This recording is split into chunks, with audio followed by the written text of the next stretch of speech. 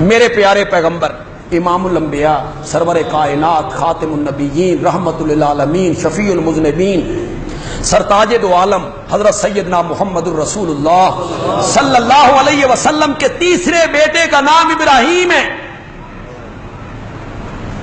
آپ سب لوگ جانتے ہیں تو فبہا، نہیں جانتے تو آج جانیے۔ میرے پیارے پیغمبر کی 4 بیٹیاں ہیں، زور سے بولو کتنی؟ زینب، رقیہ، ام کلثوم، فاطمہ رضی اللہ تعالی عنہن اجمعین۔ اور میرے پیارے پیغمبر کے 3 بیٹے، 2 مکے میں پیدا ہوئے حضرت خدیجہ کے بطن سے، قاسم جس پر آپ اپنی کنیت کرتے ہیں ابو القاسم، دوسرے بیٹے کا نام ہے عبداللہ۔ یہ جو کئی لوگوں کو مغالطہ ہو گیا کہ طیب طاہر بھی آپ کے بیٹے ہیں، نہیں، یہ عبداللہ کے لقب ہیں۔ طیب طاہر عبداللہ کے کیا ہے؟ لقب ہے۔ بیٹے 2 ہیں خدیجہ کے بطن سے، ام المومنین حضرت سیدہ خدیجہ کے بطن سے 4 بیٹیاں، 2 بیٹے۔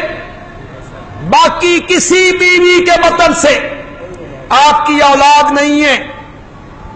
آپ کی ایک لونڈی ہے، لونڈی ماریا قبطیہ، اللہ نے لونڈی کے بطن سے آپ کو ایک بیٹا عطا کیا جس کا نام آپ نے اپنے دادا کے نام پر ابراہیم رکھا۔ ابراہیم یہ ابھی 6 مہینے کا ہے۔ ابراہیم کا آخری وقت آتا، حدیث میں آتا ہے کہ ابراہیم کے انتقال پر آپ رونے لگ گئے۔ تو ایک صحابی نے تعجب کیا، یا رسول اللہ آپ بھی؟ تو آپ نے فرمایا یہ غم، یہ دکھ، اس کا تعلق دل سے ہے اور دل پر کسی کا اختیار، رونا منع بھی نہیں۔ میرے لفظوں پہ ذرا غور کرنا ہے، تو غلط مفہوم نہیں لینا۔ رونا منع نہیں ہے، آنکھوں سے آنسو کا آ جانا کوئی منع نہیں، یہ فطرتی امر ہے۔ اس کا تعلق دل کی کیفیت سے ہے، دل کسی کے اختیار میں نہیں۔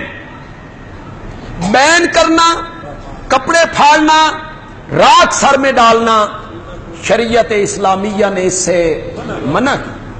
شریعت نے صبر کا حکم دیا ہے، صبر کا۔ وَلَنَبْلُوَنَّكُمْ بِشَيْءٍ مِّنَ الْخَوْفِ وَالْجُوعِ وَنَقْصٍ مِّنَ الْأَمْوَالِ وَالْأَنفُسِ وَالثَّمَرَاتِ وَبَشِّرِ الصَّابِرِينَ۔ کون ہے یہ؟ کون ہے یہ؟ الَّذِينَ إِذَا أَصَابَتْهُمْ مُصِیبَةٌ، جب انہیں کوئی مصیبت پہنچتی ہے، قالو تو یہ بول اٹھتے ہیں انا للہ، یہ ہیں صبر کرنے والے۔ حضرت جعفر صادق کہتے ہیں صبر کا اسلام میں وہی مقام ہے جو سر کا مقام ہے جسم میں۔ نہیں نہ سمجھے؟ حضرت جعفر صادق کہتے ہیں صبر کا اسلام میں وہی مقام ہے جو سر کا مقام ہے جسم میں۔